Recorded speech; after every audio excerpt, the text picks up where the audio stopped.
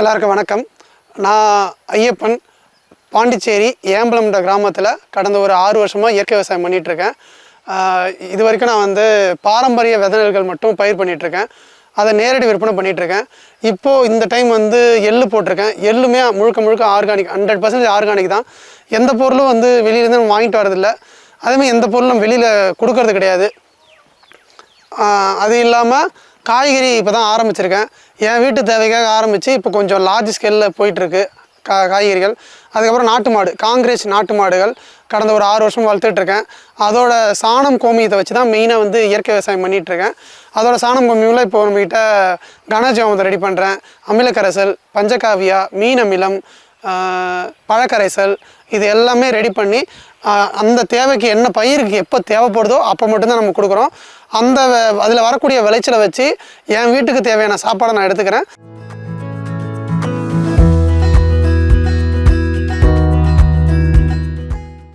பாண்டிச்சேரியில் நம்ம கடை ஒன்று இருக்குது. சங்கத்து மூலிமா கடை ஒன்று வச்சுருக்கோம். பாண்டிச்சேரி பழைய பஸ் ஸ்டாண்டில் நம்மளோட கடை இருக்குது. இங்கே விளையக்கூடிய எல்லா பொருட்களையும் நம்ம அங்கே எட்டு போயிடுவோம். ஒரு கோமியமாக இருக்கட்டும், ஒரு சாணமாக இருக்கட்டும், ஒரு அரிசியாக இருக்கட்டும், பாரம்பரிய அரிசிகள் இது வரைக்கும் ஒரு 120 ரகம் கிட்ட பண்ணியிருக்கோம். அதோட விதை நெல்களும் கொடுத்துட்ருக்கோம், அரிசியும் கொடுத்துட்ருக்கோம். அது இல்லாமல் நம்மளே எண்ணெய் ரெடி பண்ணலான்றதுக்காக இப்போது எள்ளு போட்டு எள்ளு அறுவடை பண்ணி அந்த எள்ளை ஒன்று டேரெக்டாக எள்ளாக கொடுப்போம். அப்படி இல்லைனா எண்ணெயாக ஆடி நம்ம கடைக்கு அங்கே வரும். அப்படிலாம் நீங்கள் டேரெக்டாக வீட்டுக்கு எடுத்துக்கலாம். எண்ணெய் ஆடுற இடத்துல பார்த்துட்டு கூட நீங்கள் எடுத்துக்கலாம். நம்மளோட முழுக்க கோல் என்ன அப்படின்னா 100% எந்த விதமான கலப்படமும் இல்லாமல் நல்ல சுத்தமான பொருட்கள் மக்களுக்கு நேரடியாக போய் சேரணும். பாண்டிச்சேரியில் நம்மளோட பொருள் பாண்டிச்சேரியில் இருக்கிற மக்களுக்கு தான் முதல்ல போய் சேரணும்னு ஆசைப்பட்றேன். ஆனால் பாண்டிச்சேரியில் நம்ம மக்களுக்கு தெரியலை. ஆக்சுவலாக இங்கே பாண்டிச்சேரியிலையும் இயற்கை விவசாயிகள் விவசாயம் பண்ணுறாங்கன்றது தெரியல. ஆனால் ஒரு தடவை நம்ம கடையில் வாங்கிட்டாங்க அப்படின்னா அவங்க அதுக்கப்புறம் நம்மளுக்கு ரெகுலர் கஸ்டமர் ஆகிடுவாங்க. அதே மாதிரி அந்த கடைக்கு வர ஒவ்வொரு கஸ்டமருமே அவங்க போய் அவங்களோட ரிலேஷன்கிட்ட சொல்லி அவங்க அப்படி தான் வர வைக்கிறாங்க. தவிர இது வரைக்கும் நாங்கள் எந்த விளம்பரமும் எதுவுமே பண்ணது கிடையாது. இப்போயும் இந்த வீடியோ பார்த்துட்டு நீங்கள் போயிட்டு ஜஸ்ட்டு சாம்பிளுக்கு ஒரு கிலோ நீங்கள் வாங்கி பார்த்துட்டு வெளியில் இருக்கிற பொருளுக்கும் நம்ம பொருளுக்கும் வித்தியாசம் தெரியும். அது சாப்பிட்டு பார்த்தா ஒரு வாரத்தை உங்கள் உடம்புல அந்த டிஃப்ரென்ஸ் தெரியும். இதை தான் நாங்கள் சொல்ல வரோம். மேற்கொண்டு வேறு என்ன உங்களுக்கு தேவையானதோ அதை என்னால் பயிர் பண்ணி தர முடியும். எல்லோரும் இப்போ என்கிட்ட காய்கறி கேட்டிருக்காங்க.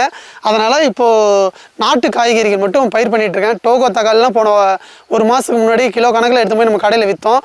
அதெல்லாம் விரும்பி வாங்கிக்கிட்டாங்க எல்லாருமே. சும்மா ஒரு 100 கிராம் 200 கிராம் கொடுத்தா கூட அதை விரும்பி வாங்கி போய் சாப்பிட்டு ரொம்ப நல்லா இருக்குன்னாங்க.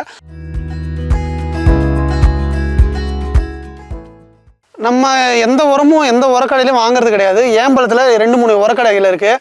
நீங்கள் எங்கே கேட்டாலும் என்னை பற்றி சொல்லுவாங்க. ஏன்னா ஒரு 6 வருஷத்துக்கு முன்னாடி வரைக்கும் நானும் ஒரு ஏக்கருக்கு 15,000 20,000 வரைக்கும் உரங்கள் வாங்கிட்டு போட்டுட்ருக்கேன். ஆனால் அதெல்லாம் ஒரு வேஸ்ட்டு அப்படின்றது எனக்கு போக தான் தெரிஞ்சுது.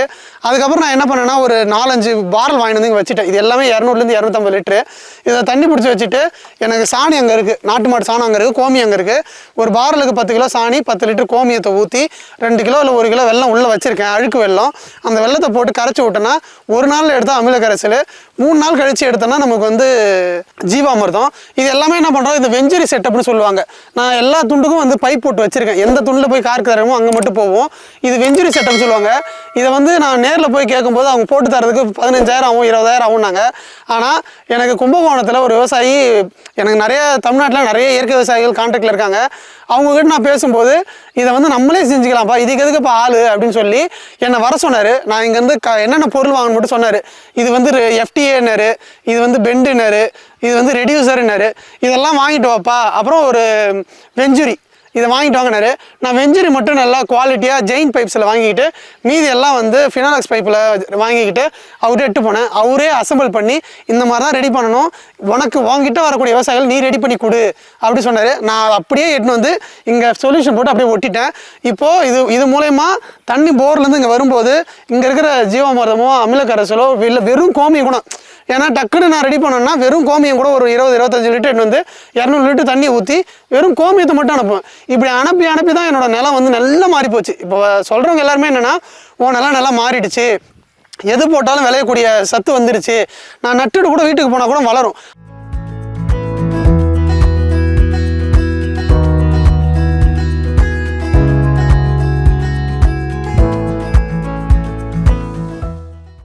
இந்த இந்த மீன் அமிலம் வந்து முதல்ல நான் வந்து இந்த மீன் 1000 கிட்ட ஒவ்வொரு இடத்துலையும் போய் கொஞ்சம் கொஞ்சமாக கலெக்ட் பண்ணிட்டு வருவேன். அப்படி இல்லைனா மார்க்கெட்டில் போயிட்டு மொத்தமாக அள்ளிட்டு வருவேன்.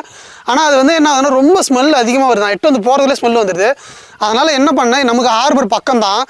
காலையில் ஒரு 5-6 மணிக்கு நம்ம ஒரு ஞாயிற்றுக்கிழமை காலையில் 3 மணிக்கு 4 மணிக்கு போனோன்னா அங்கே மீன்லாம் வந்து ரொம்ப கம்மியாக விற்கும். எப்படின்னா இந்த சின்ன சின்ன பொடி மீன்லாம் வந்து கூடையே 800 1000 தான் சொல்லுவாங்க. நான் என்ன பண்ணுவோம், அதை ஒரு 1500 கொடுத்து 2 கூட வாங்கிட்டு வந்து அந்த மீன் அப்படியே ஃப்ரெஷ் மீனாக இருக்கும். 10 மணி ஆனாலும் 11 மணி ஆனாலும் நாங்கள் 3 மணிக்கு வாங்கினாலும் எனக்கு 10 மணி ஆனாலும் ஸ்மெல் வராது. அதை எடுத்துகிட்டு வந்து அந்த மீனை இந்தமாரி ஒரு நல்ல டைட்டான கண்டெய்னர் நல்ல டைட்டான கண்டெய்னரில் போட்டுட்டு அதில் எத்தனை 20 கிலோ மீனுன்னா 20 கிலோ நாட்டு சர்க்கரையோ இல்லை வந்து வெல்லம் போட்டுருவேன், அழுக்கு வெல்லம். அதுக்கு மீறி ஒரு 10 லிட்டரு கரும்பு சாறு ஊற்றுவேன். ஏன்னா கரும்பு சாறு ஊற்றும் போது என்ன ஆகுதுன்னா இன்னும் நல்லா டீகம்போஸ் ஆகுது, சீக்கிரமாக டீகம்போஸ் ஆகுது. அந்த முள்ளு முத கொண்டு வந்து செதஞ்சு போகுது சீக்கிரமாக. அந்த மாதிரி கரையணுன்றதுக்காக நான் கரும்பு சாறு எப்பயுமே ஊற்றுவேன். இதை ஊற்றி ஒரு 30 நாள் 40 நாள் மூடி வச்சிட்டனாலே எனக்கு மீன் அமிலம் ரெடி ஆகிடும். வெளியில் வாங்குற மீன் அமிலத்துக்கும் என் மீன் அமிலத்துக்கும் நல்ல டிஃப்ரென்ஸ் இருக்கும். இது வந்து வெறும் தண்ணி தான். இது ஆக்சுவலாக தண்ணி ஊற்றி வச்சதுக்கு எவ்வளோ நுண்ணுயிர்கள் பாக்டீரியா ரெடி ஆகிருக்கு பாருங்க. இந்த வெள்ளை வெள்ளையாக வரதான் நல்லது செய்யக்கூடிய கிருமிகள்.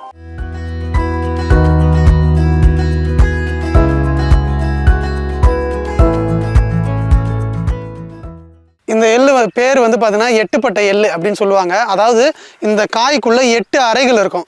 இது ஒரு ரகம். இந்த ரகம் வந்து நல்ல கிளப்பு திறன் இருக்கும், காய் நிறைய பிடிக்கும். நல்லா இவ்வளோ அடப்பாக பிடிச்சிருக்கு பாருங்க, எவ்வளோ உயரம் இருக்கு பாருங்க. நான் வந்து ஒரு 6 அடி இப்போ என் உயரத்துக்கு வந்திருக்கு. இந்த உயரத்துக்கு நமக்கு எள்ளு பிடிச்சது அப்படின்னா நமக்கு மகசூல் நல்லா கிடைக்கும். அதனால் இந்த 8பட்டை எள்ளு ரொம்ப விரும்பி எல்லாருமே பயிர் பண்ணுவாங்க. எண்ணெயோட அளவும் பார்த்தீங்கன்னா 1 கிலோவுக்கு கிட்டத்தட்ட 1/2 லிட்டர் எண்ணெய் கிடைக்கும் அப்படின்னாங்க. பாதிக்கு பாதி 50% வந்து நமக்கு எண்ணெய் கிடைக்கும். இதனால் எல்லாருமே இந்த 8பட்டை எள்ளு விரும்பி வாங்குவாங்க. நான் நெல் தான் இவ்வளோ நாள் நட்டுட்ருக்கேன். கிட்டத்தட்ட ஒரு 120-130 ரகங்கள் பாரம்பரிய நெல் நட்டுருக்கேன். நமக்கு நெல்லில் வந்து பார்த்தீங்கன்னா ஒரு ஏக்கருக்கு மினிமம் 30,000 40,000 கூட செலவாகும் களையை சேர்த்து. எனக்கு களை தான் மெயின் கூலி அதிகமாக வருது. ஏன்னா கை களை தான் எடுக்கிறேன். மற்றபடி என்னால் கோணா விடுறோம் மிஷின் நடவை எங்கள் ஊரில் ஓட்டுறதுக்கு ஆள் இல்லை. நான் ஓட்டினாலும் என்னால் ஒரு 10 குழி 20 குழி தான் ஓட்ட முடியுதுனால என்னால் விட்டுட்டேன். அப்படி பார்க்கும்போது எனக்கு ஒரு நெல் நட்டால் ஒரு ஏக்கருக்கு 30,000-40,000 செலவாகுது. ஆனால் இந்த எள்ளு போட்டதில் பார்த்தீங்கன்னா எனக்கு உழவு கூலி ஒரு 4,000, அதுக்கப்புறம் விதைச்சி தண்ணி பாசனது ஒரு 2,000, அதுக்கப்புறம் வந்து பார்த்தீங்கன்னா வேறு எந்த செலவுமே இல்லை. எள்ளு அதுவாக வந்துருச்சு. என்கிட்ட பஞ்சகாவியாவும் பழக்கரைசலும் இருந்தது. ஒரு 30ஆவது நாள் அதே ஒரு மழை ஒன்று பேஞ்சுது. அதிலே அந்த தண்ணி பாஞ்சிடுச்சு. எங்கள் மண் தண்ணி ஈரங்காக்கணுனால நான் தண்ணி வைக்கல. ஒரு தண்ணி வச்சேன். 30ஆவது நாள் ஒரு மழை பெஞ்சுது. அதுலேருந்து வைக்கலாமா வேணாமான்னு பார்த்துட்ருக்கேன். ஆனால் எல்லோரும் என்ன சொல்கிறாங்கன்னா செடி வதங்குற மாதிரி இருந்தால் தண்ணி வைன்றாங்க. என் செடி எதுவும் வதங்குற மாதிரி தெரியல, அதனால் நான் தண்ணி வைக்கல. 2 தண்ணி தான் வச்சுக்கிறேன். இன்றைக்கி 61 நாள் ஆகுது.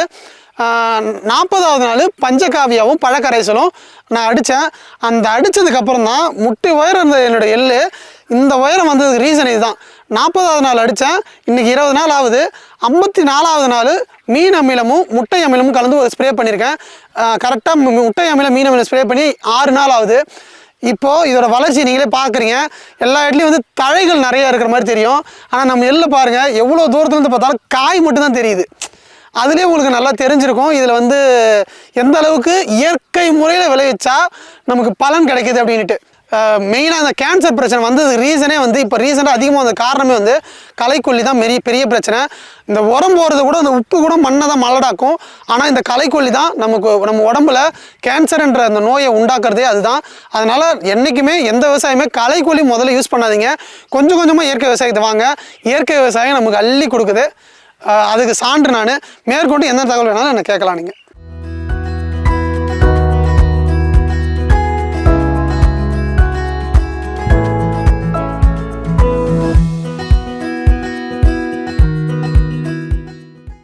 இந்த மக்காச்சோளம் எதுக்கு போட்டேன்னா பார்டர் செக்யூரிட்டி ஃபோர்ஸ்னு சொல்லுவாங்க. அதாவது ஒரு 2 அடிக்கு 1ன்னு நான் மொத்தமாக வயலை சுற்றி போட்டேன்.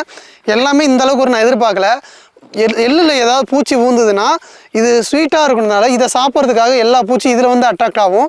அப்போ எள்ளையோ இல்லை மற்ற பயிலையோ நமக்கு வந்து பூச்சி விடாது, பூச்சி தாக்கல் கம்மியாக இருக்குன்றதுனால இது ஒரு பார்டர் செக்யூரிட்டி ஃபோர்ஸை இதை யூஸ் பண்ணோம். கடைசியில் இதுவுமே நல்லா வந்து நமக்கு இப்போ காய் வர ஆரம்பிச்சிச்சு. இது வந்துச்சுன்னா நம்ம வீட்டுக்கு நமக்கு தேவைப்படும், நம்ம சாப்பிட்லாம், பேபிக்கான நம்ம சாப்பிட்லாம். அதுக்கப்புறம் கொத்தரங்காய் போட்டிருக்கோம். இணைப்பயிர்களை நிறைய போட்டிருக்கோம்.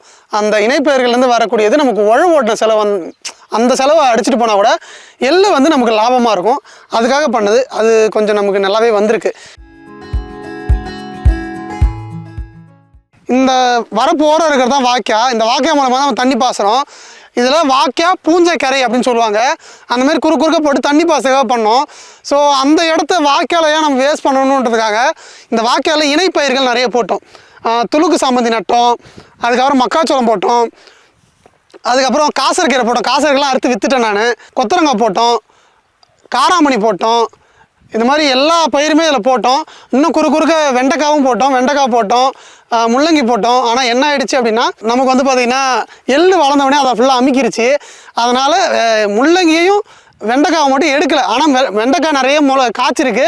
அதை உள்ளே பார்த்து பறிக்க வேண்டிய சூழ்நிலை இருக்குது. அதனால் அதை இன்னும் நான் பண்ணலை. அது இல்லாமல் துளுக்கு சாமந்தி நிறைய பூத்துருக்கு. இது எதுக்குன்னா ட்ராப்புன்னு சொல்லுவாங்க. ஒரு மஞ்சள் நிறத்தை பார்த்தா இந்த பூச்சிகள்லாம் வந்து அதில் வந்து அட்ராக்ட் ஆகி அப்படி நின்றுடும். அதுக்காக இதை சுற்றி நம்ம வச்சோம். இதனாலேயும் நமக்கு வந்து பூச்சி கண்ட்ரோல் ஆகும்னு சொல்லியிருக்காங்க. அதுக்காக பண்ணியிருக்கோம். சப்போஸ் பூ அதிகமாச்சுன்னா இங்கே நமக்கு ஒருத்தவங்க கேட்டிருந்தாங்க, அவங்ககிட்ட பறித்து கொடுத்துடலான்னு இருக்கேன். இல்லை அவங்களே வர வச்சு பறிச்சுக்க சொல்லலான்னு இருக்கேன். அது ஏதாவது வந்தாலும் நமக்கு ஒரு சின்ன லாபம் தான் இல்லையா? அதனால் இந்த மாதிரி இணைப்பயிர்கள் பண்ணுறது ரொம்ப நல்லது.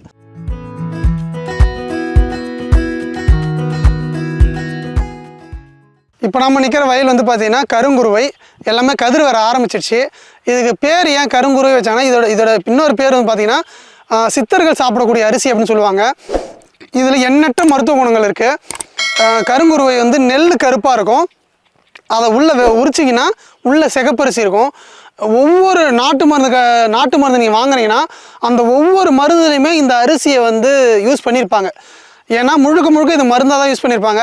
மற்றபடி இதில் எல்லா பெனிஃபிட்ஸுமே இதில் இருக்குது. நல்ல மருத்துவ குணங்கள் அதிகம் கொண்ட நம்ம மனித உடலுக்கு ஏற்ற அனைத்து சத்துக்களும் இதில் இருக்குது. கருங்குருவை வந்து 100 நாள் பயிருங்க. அது இல்லாமல் இந்த கோடை பட்டத்தில் நட்டால் வரும்னு எனக்கு தெரியும். ஆனால் இந்த ரசகடம் பற்றி கேட்டிங்கன்னா மோஸ்ட் ஆஃப் த விவசாயிகளுக்கு யாருக்குமே தெரியல. ஸோ சில பேர் வந்து வருன்றாங்க, சில பேர் வராதுன்றாங்க. இருந்தாலும் நான் ஒரு விதை வச்சுருந்தேன். சும்மா ஒரு 5 கிலோ வாங்கி ஒரு 30 ட்ரே விட்டு இதில் மட்டும் நட்டுருக்கேன். இது ஒரு 15 குழி. இது நல்லாவே செழிப்பாக வளர்ந்துருக்கு.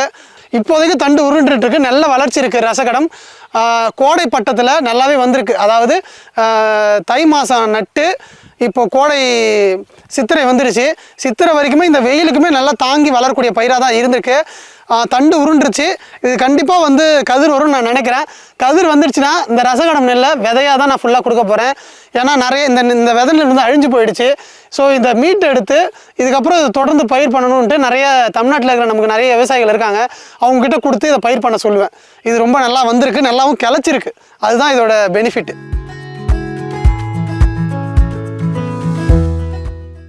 இந்த மாட்டு ரகம் பேர் வந்து காங்கிரேஜ். இது வந்து பியூர் நாட்டு மாடு. ஆனால் இது நார்த் இந்தியன் மாடு. ஆனால் வந்து பார்த்திங்கன்னா இதை நான் மற்ற மாடெலாம் செக் பண்ணும்போது இந்த மாடு ரொம்ப குழந்த மாதிரி இருக்கும். கொம்பு தான் பார்க்க பெருசாக இருக்கும். ஆனால் ரொம்ப குழந்த மாதிரி பழகிட்டால் நம்மக்கிட்ட நல்ல பாசமாக பழகும். யார் வராங்க என்ன பண்ணுறாங்கன்னு நல்லாவே அதுக்கு தெரியும்.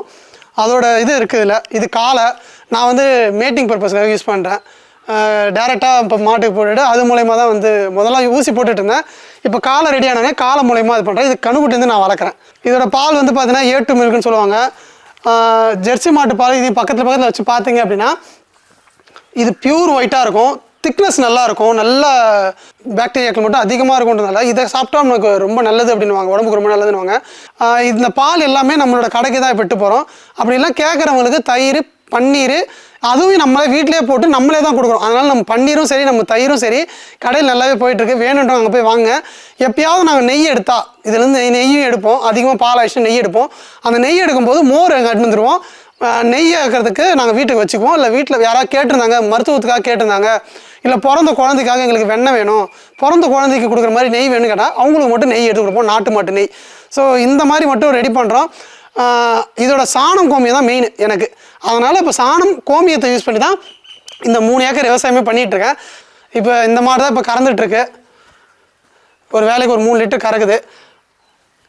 இதை வச்சு நம்ம வீட்டுக்கு பால் ஆகிடுது. அது இல்லாமல் கடைக்கு எட்டு போகிறோம். கடையில் நீங்கள் அங்கே வந்து தயிர், பன்னீர், நெய் எல்லாமே நீங்கள் அங்கே வாங்கிக்கலாம். இந்த வீடியோ உங்களுக்கு பிடிச்சிருந்தா லைக் பண்ணுங்கள், ஷேர் பண்ணுங்கள், கமெண்ட் பண்ணுங்கள். மறக்காமல் பசுமை கஃபே தமிழ் சேனலை சப்ஸ்கிரைப் பண்ணுங்கள்.